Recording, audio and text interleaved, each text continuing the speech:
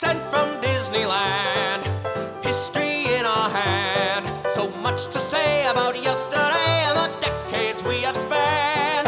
Postcards from the park, this journey will embark. See what has changed and what remains on Sent from Disneyland. Sent from Disneyland. Welcome to the Sent from Disneyland podcast. Here age relives fond memories of the past. If it's your first time joining us, welcome. On this podcast, we'll take a journey into the past and explore Disneyland, Disneyland history, and more, with mementos, snapshots, souvenirs, and postcards sent from Disneyland, from 1955 to the present.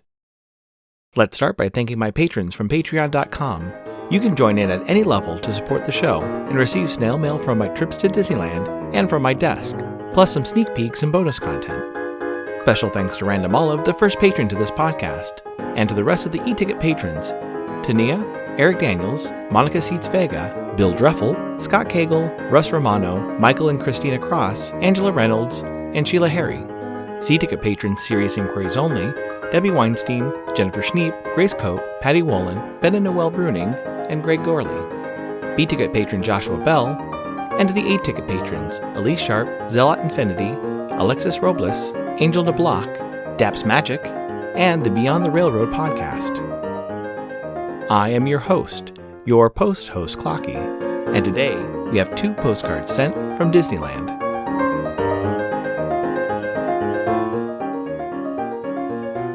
The front of our first postcard has the facade of It's a Small World.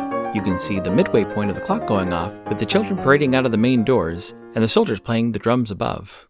On the back it reads, "It's a small world.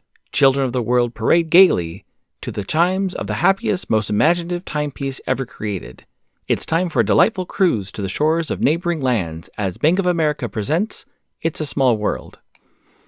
It's postmarked July 17th, 1972, with a button willow cancel and an 8-cent Eisenhower postage stamp, Scott number 1394. I assume they visit the park on Sunday, July 16th, 1972, when park hours were from 8 a.m. to 1 a.m. The weather was a high of 82 and a low of 67. It's addressed to Melody Sorrentino of San Jose, California. It reads, "Hi Mel, I'm here with my relatives and enjoying every minute of it. Only problem is shortage of time and money, if you know what I mean. See you soon, Linda." Like last year's post-Christmas episode, this episode will be a look into what books, artifacts, and other Disney and mail-related things that have been added to my collection. Starting off with 3 records I got over the week.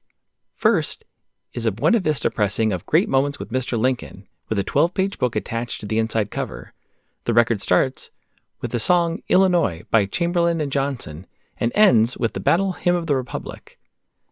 The record is filled with recreations of the Gettysburg Address, Lincoln's Farewell Address, the preamble to the Constitution, and other speeches. The second to last track is the original version of Great Moments with Mr. Lincoln. The record is narrated by Paul Frees, and the voice of Lincoln is performed by Royal Dano. This 1964 record was produced by James Algar, who I discussed back on episode 144, Sent with James Algar. On that episode, I mentioned that James was a Lincoln history enthusiast, so it makes sense that he wrote the narration and produced this record. The next record I received, with a similar theme, is the original soundtrack for Walt Disney World's Hall of Presidents. The record is narrated by Lawrence Dobkin, and has Royal Dano again as the voice of Lincoln. This also includes an 11-page book on the inside cover. There are a few similar tracks, like Lincoln's Soliloquy and the Lincoln-Douglas debate. It also includes tracks titled The Whiskey Rebellion and The Century of Change. The final track is the Hall of Presidents audio. At the bottom of this 1972 record, it reads, "This record album was neither approved nor sponsored by the United States government or any of its agencies." My third record was produced in 1973 and includes the Mike Curb Congregation, and it's titled It's a Small World, Walt Disney's Greatest Hits. The album cover includes 12 performers standing and sitting on the front of the Small World clock, and in the back it includes the same group sitting and standing in a Small World boat near the England section of the attraction. The record includes the attraction song, as well as When You Wish Upon a Star, The Bare Necessities, a Snow White medley, and a Mary Poppins medley. The more I research this record, the more interesting it has become, so look for an episode in the future about Mike Curb and this recording.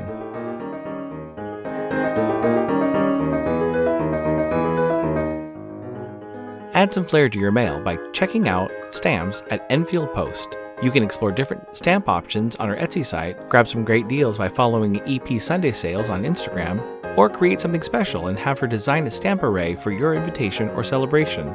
You can head over to EnfieldPost.com and explore all the different vintage postage stamps you can use on your next card or letter. That's ENFIELDPOST on Instagram and EnfieldPost.com for your wedding and vintage postage needs. Enfield Post is the official postage stamp sponsor of the Sent from Disneyland podcast.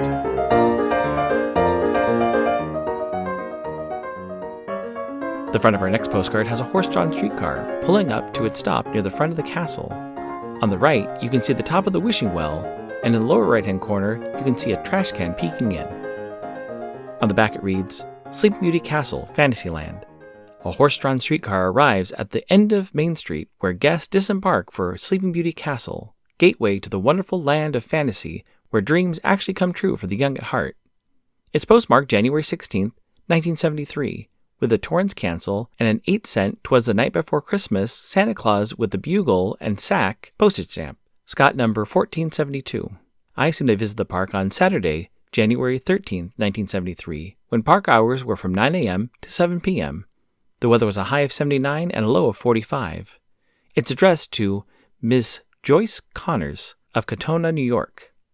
It reads, Hi Joyce, I'm sorry I didn't get a chance to say goodbye, so goodbye and hello.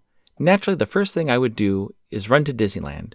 It is really pretty. It seems strange sitting here in such warm weather when a few weeks ago I was freezing my blank off. I'll write soon.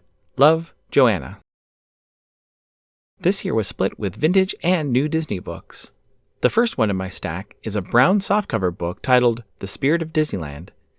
This was a cast member and VIP exclusive book created for the 30th anniversary of the park. It originally came in a gold envelope and was presented at a special dinner. I learned this information from the second book in my stack, which is the That's from Disneyland Van Eaton catalog. I've used the digital version of this catalog a few times looking up Disney artifacts and souvenirs. It was great to look in and find this particular piece. Another vintage Disney book added to my collection is the Disneyland Fun Food Cookbook. This 120-page plus book is filled with recipes with a chapter for every land except for Bear Country. This is the first edition of the book and was published in April of 1976. The recipes were created especially by the Brentwood Culinary Consultants, home economists. With a used cookbook, it's always interesting to look at what pages were marked and likely used multiple times. Here are the dog-eared recipes for this copy: seafood Creole, tabbouleh salad, potato and mushroom casserole, veal and foil, and Cornish game hens with garlic lemon sauce. The last vintage book I received this year was rare and niche. I posted a photo of it on my Instagram story. It's a complete checklist and historical guide to Disneyland and Walt Disney World postcards. Originally priced at $4.95, it was published in 1979. The authors are the same two credited authors who have bylines in the Nickel Tour book. The numbering system and checklists are a direct result of this small light green soft-colored book. Finally, I added 3 new books to my collection. First is Walt and His Park, a 2024 book by Phil Gramlich. Published by Theme Park Press, it's a collection of stories about Walt and the Disney parks. The second is Walt Disney's Trains, published this year by the Walt Disney Family Museum, which is an amazing coffee table book with pictures and stories around the trains of Disney, from models to the parks to animated shorts and films. This book will be a challenge to catalog in my library, as it covers so much. For now, it's going into my Walt section. Finally, the third book, and the book I've been most waiting to include in my collection, is the recently released book on Ex Atencio. I'm excited to read this great biography with great photos and images of X's work.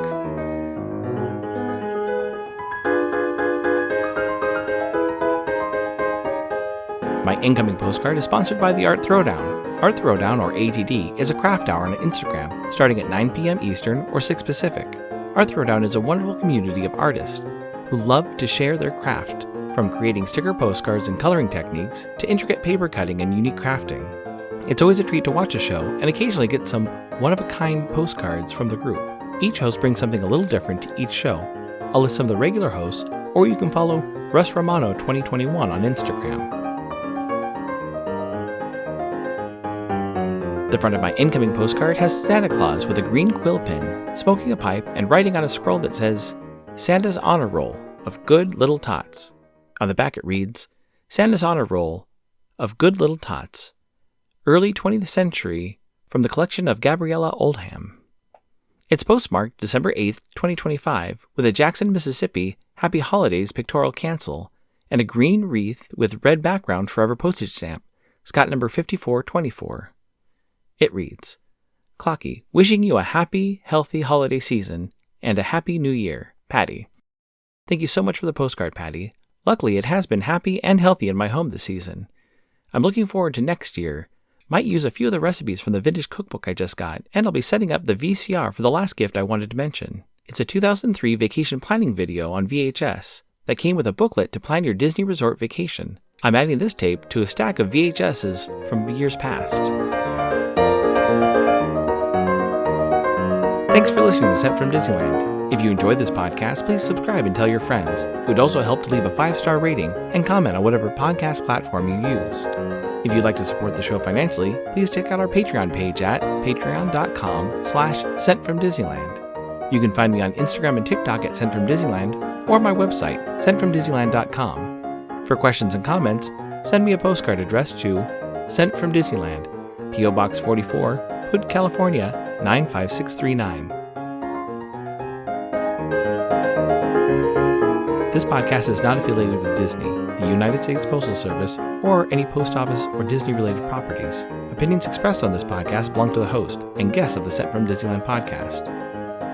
This podcast is produced and edited by Clocky McDowell, website designed by Misty McDowell, theme song was written and performed by Noah Sunday Lefkowitz. Take it away, Noah.